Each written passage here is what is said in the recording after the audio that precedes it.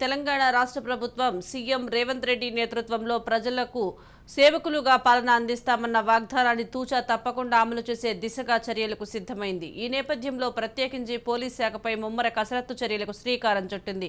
గడిచిన 10 ఏళ్ల కాలంగా పోలీస్ శాఖలో కొనసాగుతున్న ఏకపక్ష విధానాలు, ఆధిపత్య ధోరణులకు చరమగీతం పాడేందుకు సిద్ధమైంది.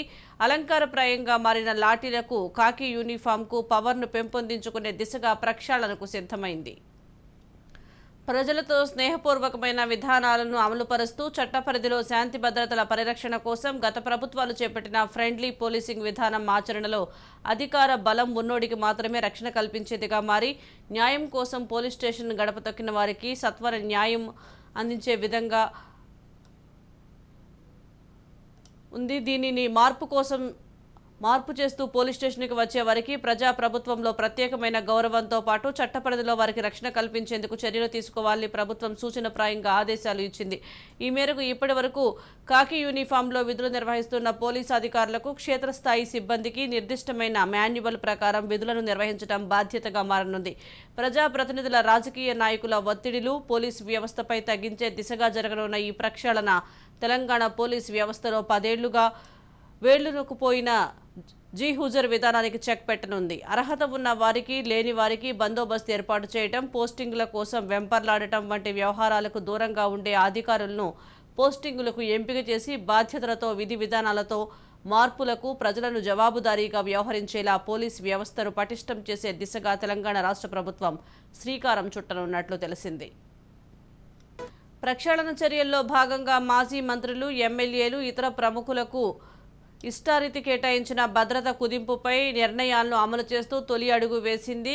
ఆ క్రమంలోనే మాజీ సీఎం కేసీఆర్కు భద్రత కుదించాలని రాష్ట్ర ప్రభుత్వం నిర్ణయించింది. Z+ కేటగిరీ భద్రత ఉన్న ఆయన ఇప్పుడు Y కేటగిరీ భద్రతను కేటాయించనున్నట్లు సమాచారం. ఆయన వెంట 4+4 గన్మెన్లతో పాటు ఒక ఎస్కాట్ వాహనం, పైలట్ వాహనాలు ఉండనున్నాయి. ఇంటి ముందు సెంట్రీని పహారా ఉంచనున్నారు.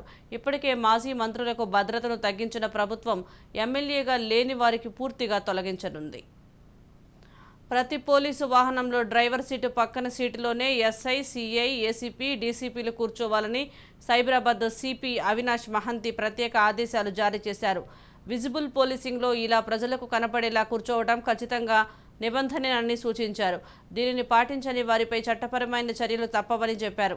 అంతేకాదు విధి నిర్వహణలో క్రమశిక్షణ కూడా ప్రధానమని, హోంగార్డు నుంచి డీసీపీ వరకు పద్ధతి ప్రకారం ఇతరులను గౌరవించేలా వస్త్రధారణ ఉండాలని స్పష్టం చేశారు. ఇలాంటి నిబంధనలను తాను కూడా ఖచ్చితంగా పాటిస్తానని, సిబ్బంది కూడా పాటించాలని కోరారు. ఐపీసీ, సిఆర్పీసీ, ఎవిడెన్స్ యాక్ట్కు లోబడి ఎస్ఐలు, సిఐలు, ఏసీపీలు, డీసీపీలు కేసులు నమోదు చేయాలని, ఎవరూ కూడా విధులను ఉల్లంఘించేలా వ్యవహరించరాదని అన్నారు. రాత్రి 12 గంటల వరకు మాత్రమే రెస్టారెంట్లు, టిఫిన్ సెంటర్లు, దుకాణాలకు అనుమతి ఉంటుందని, రాత్రి 12 తర్వాత ఒక్క నిమిషం ఆలస్యమైనా సరే బాధ్యులైన సిఐలు, ఎస్ఐలపై శాఖాపరమైన చర్యలు ఉంటాయన్నారు.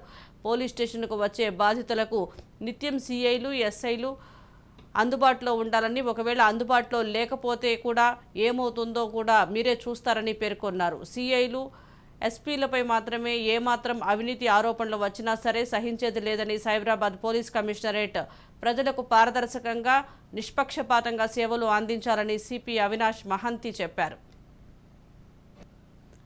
దీనికి సంబంధించి మరింత సమాచారం మా ప్రతినిధి కౌండిన్య అందిస్తారు. కౌండిన్య, చెప్పండి. పోలీస్ వ్యవస్థలో పూర్తిగా ప్రక్షాళన చేస్తున్నట్లు ఉంది సీఎం రేవంత్ రెడ్డి ప్రభుత్వం. అప్డేట్స్ ఏంటి?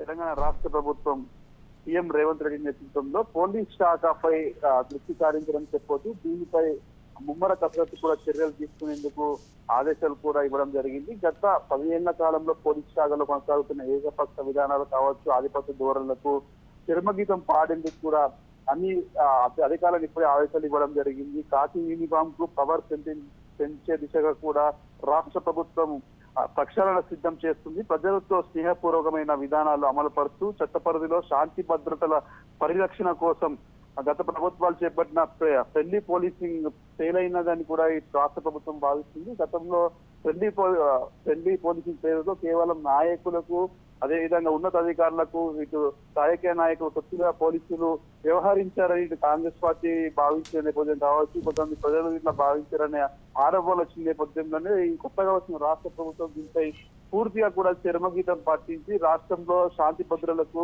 ప్రజలకు అందుబాటులో ఎప్పుడు పోలీసులు ఫ్రెండ్లీగా ఉండే నేపథ్యంలో కూడా చర్యలు తీసుకునేందుకు సిద్ధమవుతున్నారు. ప్రభుత్వాలు చేపట్టిన ఫ్రెండ్లీ పోలీసింగ్ విధానం ఆచరణలో అధికార బలగం ఉన్నవాడికి మాత్రమే రక్షణ కల్పించే దిశగా మారి న్యాయం కోసం పోలీస్ స్టేషన్ వచ్చిన వారికి సరైన న్యాయం దక్కలే అని కూడా ఈనాడు రాష్ట్ర ప్రభుత్వం కూడా భావిస్తుంది. ఈ నేపథ్యంలోనే ఇటు ప్రజా ప్రభుత్వంలో ప్రజలకు సరైన గౌరవం ఉండే విధంగా కూడా ఫ్రెండ్లీ పోలీసింగ్ ఉండాలనే నేపథ్యంలో సీఎం రేవంత్ రెడ్డి కూడా ఇటు అధికారులకు స్పష్టమైన ఆదేశాలు కూడా ఇవ్వడం జరిగింది. ఇప్పటికే హైదరాబాద్, సైబరాబాద్, అదేవిధంగా రాచకొండ పోలీస్ స్టేషన్ పరిధిలోని ఇటు ఏపీలను కూడా మారడం జరిగింది. మరోవైపు చూసుకుంటే రానున్న రోజుల్లో ఇటు ఇప్పుడు డీజీపీ కూడా కొత్త ప్రభుత్వంలో మారడం జరిగింది. డీజీ నుండి డిఎస్పీ స్థాయి వరకు కూడా పూర్తి స్థాయిలో కూడా పోలీస్ శాఖలో ప్రక్షాళన చేసే విధంగా రాష్ట్ర ప్రభుత్వం కూడా చర్యలు తీసుకుంటుంది. ఈ నేపథ్యంలోనే అందరూ ఎవరైనా సరే కానీ ప్రభుత్వానికి ప్రజలకు మధ్య పోలీసులు పనిచేయాలని రాజకీయ నాయకుల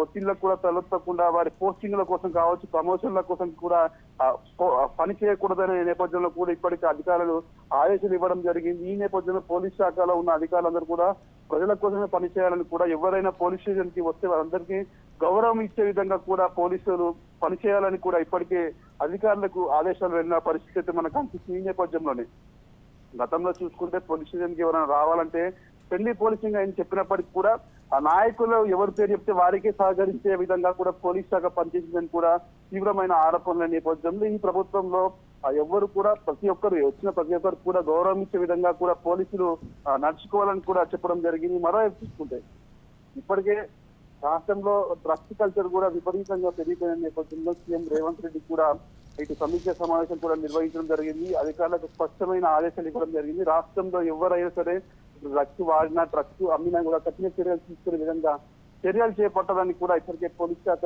ఉన్నతాధికారుల ద్వారా కూడా ఇటు డిఎస్పీ స్థాయి అధికారులు కావచ్చు, ఎస్ఐలకు కావచ్చు, సీఎలకు కావచ్చు, అందరికి కూడా ఆదేశాలు వెళ్ళిపోయి రాష్ట్రంలో ఎవరు కూడా డ్రగ్స్ అమ్మినా వాడిన కూడా కఠిన చర్యలు తీసుకునే విధంగా డ్రగ్స్ రహిత రాష్ట్రంగా కూడా చేయాలని కూడా పోలీసులు ఇప్పటికైతే ప్రయత్నాలు చేస్తున్నారు. ఈ నేపథ్యంలోనే మనం చూసుకుంటే ఇటు మరోవైపు చూసుకుంటే మాజీ